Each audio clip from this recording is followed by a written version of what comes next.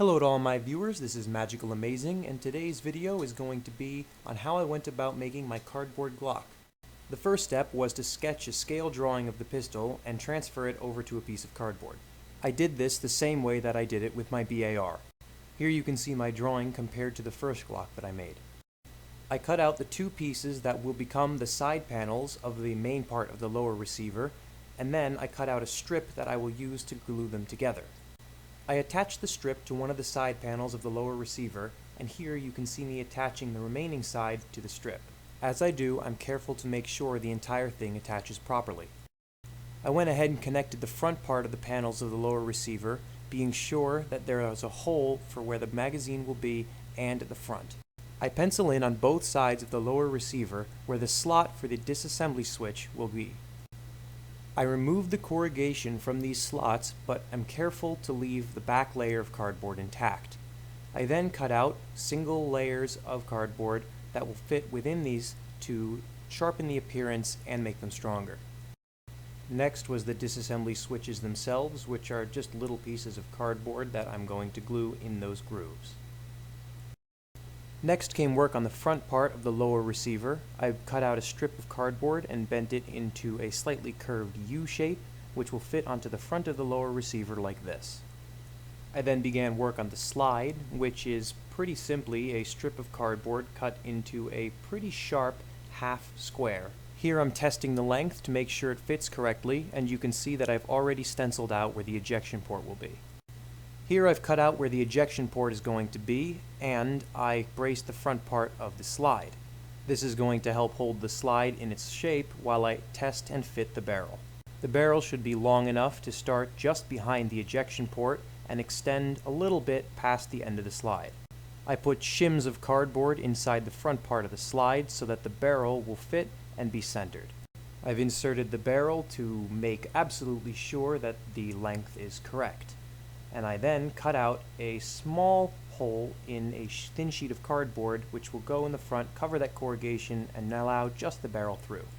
Now this next step's a little confusing, but I removed the top layer of cardboard and corrugation from the inside of the slide, starting at the front of the ejection port going all the way to the bracing at the front of the muzzle. I cut a strip of cardboard that looks like this, which will be trimmed down, but what that's going to do is cover the inside of the ejection port. Unlike my old Glock, this ejection port is appropriately large, so the barrel won't cover it. I'm going to attach this strip to the barrel to make it look like the real gun.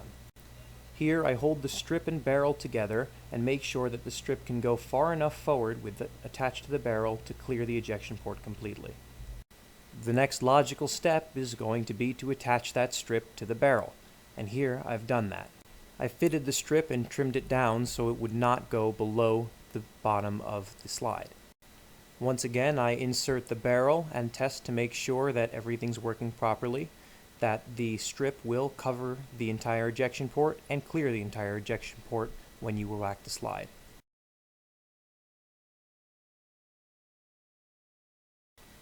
All I've done here is looked at the bottom of the slide and attached another piece to the rear. With this step, it's important to make sure that the barrel can fit between these steps so that you can take on and off the slide if you need to, say, replace a rubber band.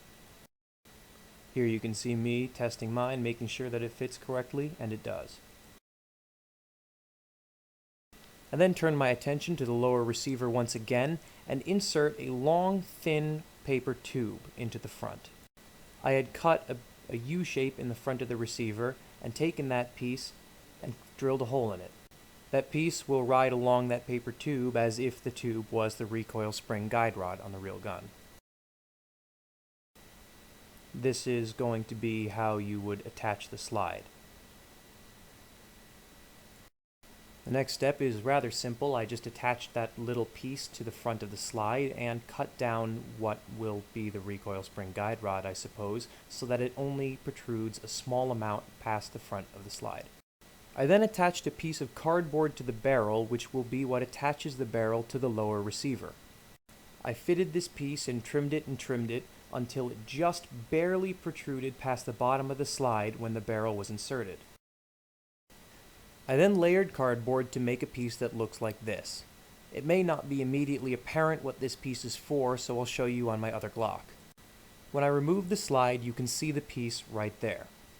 That's going to stop the slide's progress forward at the correct distance, and it's also going to stop it from jumping over the barrel when you release it under the tension of rubber bands. On the pistol I'm currently building, I will want it to be attached to the lower receiver so that it is right against that part of the slide. I measured out where that part's going to be and attached it to the lower receiver along with the barrel. It looked a little bit something like this. Now, there's no way to attach the rubber bands yet, but the slide in its current state should fit correctly on the lower receiver. Here you can see I'm lining up the two holes in the front of the receiver with the barrel and guide rod, and I'm racking the slide to make sure everything is spaced correctly. The slide can't be pulled farther back or pushed any more forward, so I know that everything's measured right. Let's jump away from the mechanism for a moment and cut out the trigger guard. This is the shape that I cut out using the same method as before. Here you can see where I'm going to be gluing it.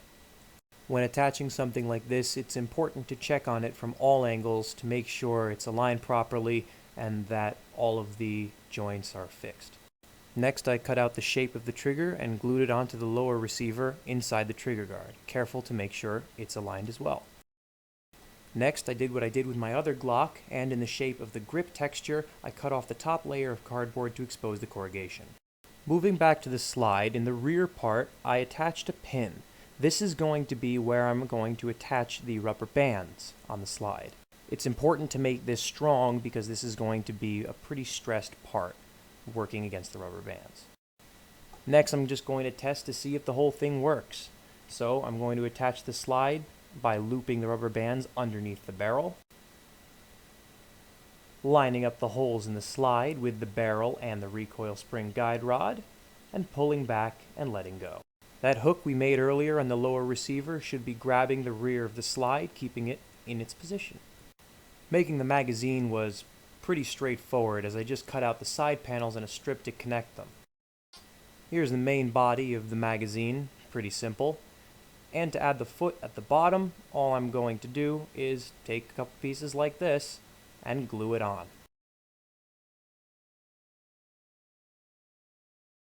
For the serrations on the rear of the slide, I cut out 4 strips of cardboard that are thin, just like this.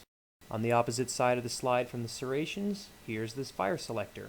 Pretty straightforward how I made that as well. Here you can see where I attached those strips to the rear of the slide, and the fire selector to the opposite side. I added the iron sights to the top of the slide, and I was done. And here's what the finished product looks like. Thank you all for watching. I hope this helps you guys with your building skills. And this is Magicalamazing signing off till next time. See y'all later.